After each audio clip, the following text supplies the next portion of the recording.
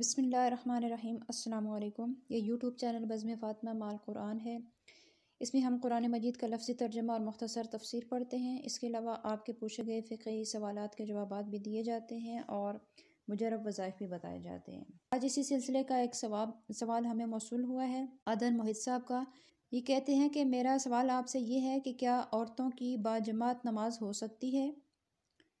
اور ان کے سوال کا ایک دوسرا حصہ بھی ہے کہ صلاۃ التسبیح میں اگر یاد دہانی کے نیت سے ایک خاتون اونچی آواز میں پڑھ سکتی ہے؟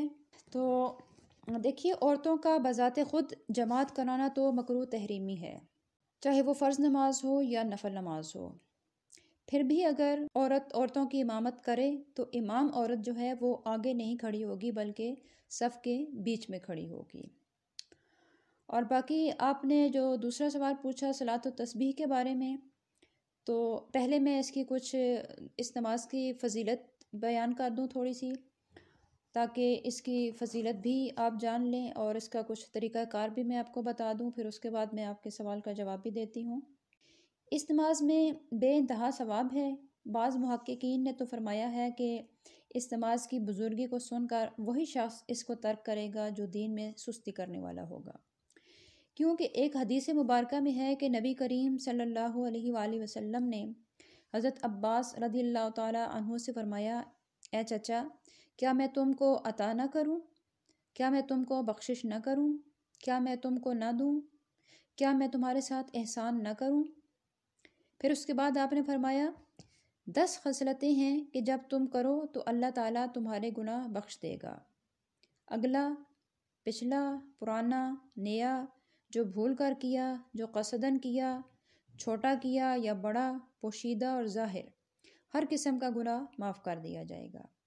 پھر اس کے بعد نبی کریم صلی اللہ علیہ وآلہ وسلم نے صلاۃ التسبیح کی ترکیب تعلیم فرمائی، اور پھر فرمایا کہ اگر تم سے ہو سکے تو ہر روز ایک بار اس نماز کو پڑھو، اور اگر روز نہ پڑھ سکو تو ہر جمعہ میں ایک بار، اور یہ بھی نہ کر سکو تو ہر مہینہ میں ایک بار، اور یہ بھی نہ ہو سکے تو پھر سال بھر میں ایک بار، اور اگر کسی سے یہ بھی ممکن نہ ہو تو وہ زندگی میں کم از کم ایک بار اس نماز کو یعنی صلاۃ التسبیح کو ضرور پڑھ لے۔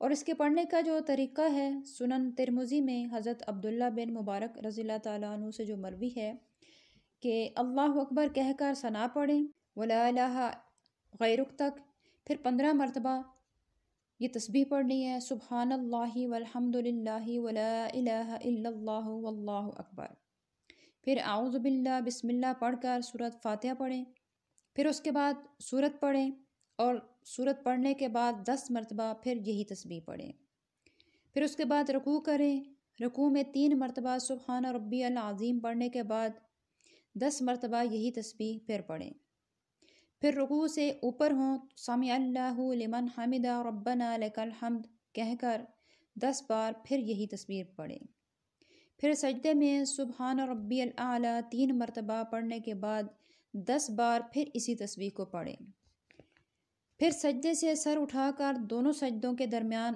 جلسہ میں 10 مرتبہ یہی تسبیح پڑھیں، پھر دوسرے سجدے میں بھی اسی طرح پڑھیں، پھر دوسری رکعت کے آغاز میں 15 مرتبہ یہی تسبیح پڑھ کر سورۃ فاتحہ اور دوسری سورت ملا کر 4 رکعتیں پوری کر دیں۔ حضرت ابن عباس رضی اللہ تعالی عنہما سے کسی نے پوچھا کہ کیا آپ کو معلوم ہے کہ اس نماز میں کون کون سی صورتیں پڑھی جاتی ہیں؟ تو آپ نے فرمایا کہ پہلی رکعت میں سورہ تکاثر، دوسری میں والعصر، تیسری میں سورہ کافرون، اور چوتھی رکعت میں سورہ اخلاص پڑھنی چاہیے۔ اگر کسی کو یہ صورتیں یاد نہ ہوں تو وہ ان کے علاوہ بھی دوسری صورتیں پڑھ سکتا ہے۔ پھر اس نماز میں اگر سجدہ سہو واجب ہو جائے تو سجدہ سہو میں تسبیحات نہیں پڑھی جائیں گی، وہ عام سجدوں کی طرح ہی کیا جائے گا۔ مکروہ اوقات کے علاوہ اسے کسی بھی وقت میں پڑھا جا سکتا ہے، لیکن اس کا سب سے بہتر وقت یہ ہے کہ ظہر سے پہلے اس کو پڑھا جائے، اور اس کی تسبیحات کو گننے کے لیے انگلیوں کو دبا کر تسبیحات کا شمار کر لینا چاہیے، اور اگر کسی جگہ پر تسبیح پڑھنا بھول جائیں یا کم پڑھ لیں تو اس کو دوسری جگہ جہاں تسبیح پڑھی جاتی ہے وہاں پڑھ کر اس شمار کو پورا کر لیں، یعنی ہر رکعت میں 75 مرتبہ یہ تسبیح پڑھی جاتی ہے۔ اور اب رہا آپ کا سوال کہ کیا یاد دہانی کے لیے ایک خاتون بلند آواز میں یہ تسبیح پڑھ سکتی ہے یا نہیں؟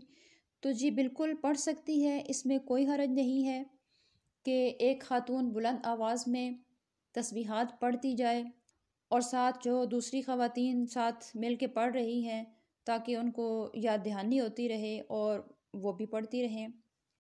تو اس طرح سے بلند آواز میں آپ تسبیحات پڑھ سکتی ہیں نماز میں، اس میں کوئی حرج نہیں ہے۔ لیکن آج کل ایک جو دستور لوگوں نے بنا لیا ہے کہ محلے کی عورتوں کو جمع کیا جاتا ہے، کسی ایک گھر میں وہ جمع ہوتی ہیں اور وہاں پہ صلاۃ و تسبیح کی باقاعدہ نماز ہوتی ہے، تو یہ طریقہ کار بالکل غلط ہے۔ ایسا کرنے کی اسلام اجازت نہیں دیتا۔ اگر جماعت کے ساتھ نماز کی اجازت ہوتی تو خواتین کو مسجد میں جانے کا حکم دیا جاتا کہ مسجد میں جا کے باجماعت نماز ادا کریں۔ جس طرح دوسری نمازیں گھر میں تنہا پڑھنے کا حکم ہے عورتوں کو، اسی طرح صلاۃ التسبیح بھی گھر میں اکیلے خود اپنے طور پہ پڑھ لی جائے تو یہ زیادہ بہتر ہے۔ لیکن اگر گھر کی چند خواتین گھر میں مل کر پڑھتی ہیں اور ان میں کچھ بوڑھی ہیں، کچھ بچیاں بھی ہیں، تو وہ مل کر پڑھ سکتی ہیں، اس میں حرج نہیں ہے۔ اور پھر ان میں ایک خاتون بلند آواز میں تسبیحات پڑھے کہ اگر کوئی بیچ میں ایسی خواتین ہیں کہ جو بھول جاتی ہیں بوڑھی ہونے کی وجہ سے، یا چھوٹی بچیاں ہیں ان کو یاد نہیں رہتا، تو ایک خاتون بلند آواز میں پڑھ لے تو اس میں کوئی حرج نہیں ہے۔ لیکن یہ رواج جو پڑ گیا ہے کہ محلے بھر کی خواتین جمع ہوتی ہیں اور نماز کے بہانے وہ جاتی ہیں گھر میں اور وہاں جا کے وہ نماز پڑھتی ہیں اور پھر اس کے صلاۃ و تسبیح پڑھتی ہیں اور پھر اس کے بعد وہ بے شمار ادھر ادھر کی باتیں بھی ہانکتی ہیں، تو یہ بالکل جائز نہیں ہے۔ اس طریقے سے باجماعت نماز پڑھنے کی اجازت بالکل بھی خواتین کو نہیں ہے۔ امید ہے کہ آپ کو آپ کے سوالوں کے جوابات مل گئے ہوں گے۔ دعا ہے کہ اللہ تعالی ہمیں اسلامی تعلیمات کو سمجھنے کی اور ان پر عمل کرنے کی توفیق عطا فرمائے۔ آمین۔ السلام علیکم ورحمۃ اللہ وبرکاتہ۔